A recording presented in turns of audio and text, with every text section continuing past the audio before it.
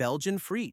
The Belgians claim to have invented fried potatoes in the 1600s when freezing winters prevented fishing in the Meuse River, forcing villagers to fry sliced potatoes instead of their usual small fried fish. Belgian frites are cooked twice. First at 160 degrees Celsius for 5 to 7 minutes until soft but not colored, then cooled completely before the second fry at 180 degrees Celsius for 2 to 3 minutes until golden and crispy. This double frying method creates fries that are fluffy inside with a shattering crisp exterior, a texture single fry methods can't replicate. The fries are cut thick, 10 to 13 millimeters square, much fatter than American fries, and cooked in beef tallow or horse fat traditionally, though most modern shops use vegetable oil. Belgians consume an average of 75 kilograms of frites per person annually, eating them from paper cones with mayonnaise rather than ketchup, which they consider barbaric. Traditional Belgian mayonnaise is made fresh daily with raw egg yolks, creating richer flavor than jarred mayo. The best fritteries cook fries to order in small batches, never holding them under heat lamps.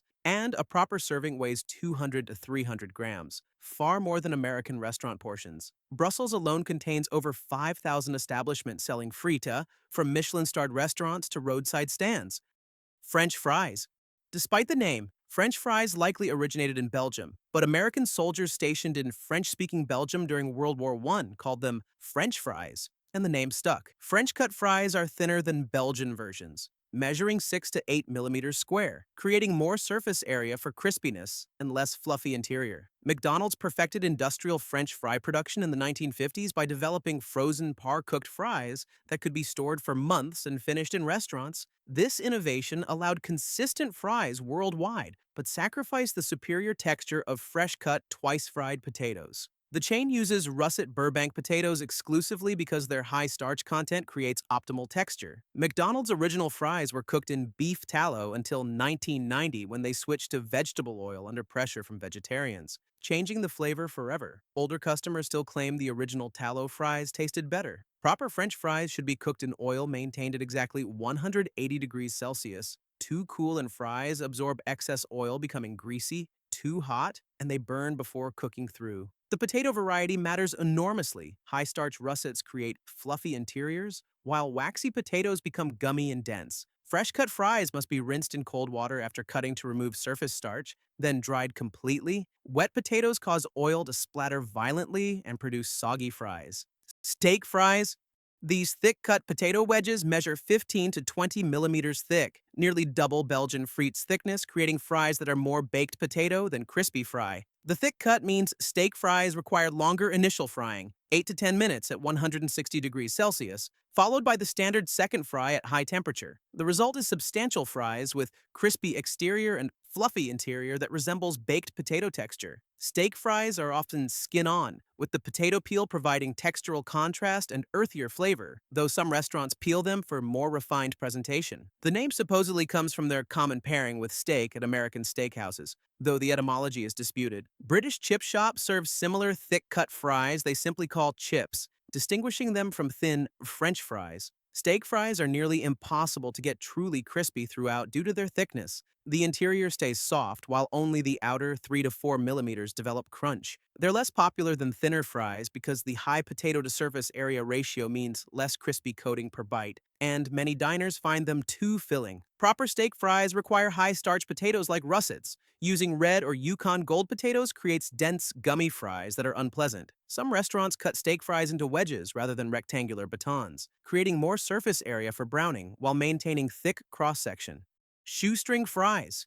Cut to just 3 to 4 millimeters thick. Shoestring fries maximize crispiness while minimizing fluffy interior, creating fries that are almost entirely crunchy with barely any soft potato inside. The extreme thinness requires adjusting cooking technique. They need only 2 to 3 minutes in the first fry and 60 to 90 seconds in the second fry, much faster than standard fries. The thin cut makes shoestring fries prone to burning. A few seconds too long turns them from golden to dark brown. They're difficult to cook consistently because any variation in thickness creates uneven cooking. Thicker pieces undercook while thinner pieces burn. Some restaurants use mandolin slicers or mechanical cutters to ensure consistent thickness, but hand cutting produces irregular sizes that cook unpredictably. Shoestring fries go cold and soggy faster than thicker fries because their high surface area loses heat rapidly. They must be eaten within 5 minutes of frying or they become limp and unappetizing. The style became popular in upscale American restaurants during the 1990s as a garnish piled high on plates to create visual drama. The thin fries are nearly impossible to eat with your hands without breaking them. Most people resort to forks, defeating the finger food nature of fries. They work well as a textural garnish but are less satisfying than thicker fries that balance crispy exterior with substantial fluffy interior. Waffle fries? These latticed fries are created by cutting potatoes with a special mandolin blade that makes perpendicular cuts. Turning the potato 90 degrees between each slice creates the distinctive crosshatch pattern. The waffle structure provides significantly more surface area than straight-cut fries, creating more crispy edges and nooks for holding ketchup or dipping sauces. Each waffle fry piece weighs less than a comparable straight-cut fry because the lattice removes material, meaning servings contain more individual pieces and appear larger, despite containing the same total potato weight. The lattice structure makes waffle fries cook faster and more evenly than solid fries because heat penetrates through the holes. They require only one frying at 350 degrees Fahrenheit for 4 to 5 minutes rather than double frying, making them efficient for high-volume restaurants. Chick-fil-A popularized waffle fries in the 1980s, making them synonymous with the chain and creating customer loyalty around the specific fry style. The waffle shape makes them structurally stronger than straight fries. They bend without breaking, making them ideal for scooping thick sauces. The downside is less fluffy interior than Belgian-style fries because the lattice removes the potato center. Making waffle fries at home requires a $40 to $60 mandolin with a crinkle-cut blade and proper technique to avoid cutting your fingers. The perpendicular turning motion requires practice to execute safely. Curly fries.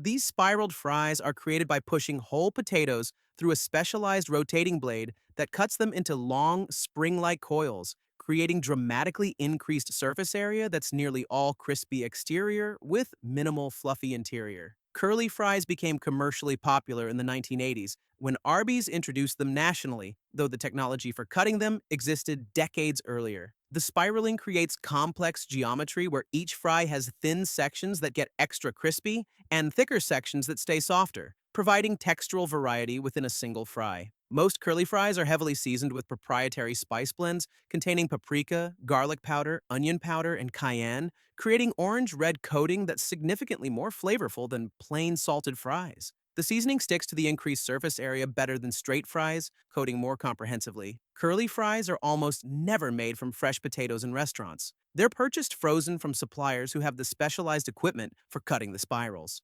Making them fresh requires a spiral cutting machine that costs $800 to $2,000, putting it beyond home and most restaurant budgets. The spirals cook in 3 to 4 minutes at 375 degrees Fahrenheit, faster than thick-cut fries because the thin, spread-out structure allows rapid heat penetration. Some people dislike curly fries because the heavy seasoning and extreme crispiness overshadow the potato flavor, creating more of a seasoned, crispy snack than proper fries. Crinkle-cut fries.